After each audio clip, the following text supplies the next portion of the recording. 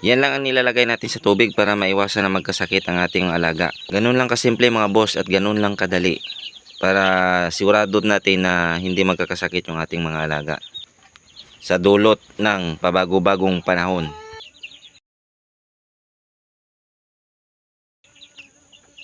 So yun na nga mga boss, nandito na naman tayo sa aking munting manukan mga boss.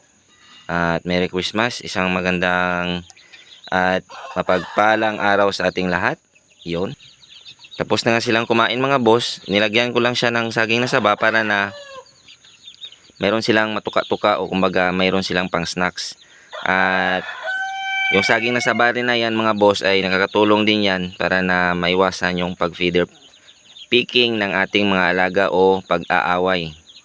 So dahil nakatuon yung kanilang atensyon dyan sa saging, tinutuka-tuka nila yan at kinakain dahil sa kakaibang lasa. At the same time, nakakatulong pa ito sa kanilang paglaki at sa pagtubo ng kanilang mga buto.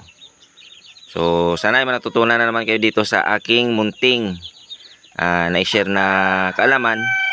At yun na nga, nagbibigay tayo ng Primoxil sa tubig ng ating mga alaga para maiwasan yung pagkakasakit, lalong-lalo na panay yung ulan dito sa lugar namin.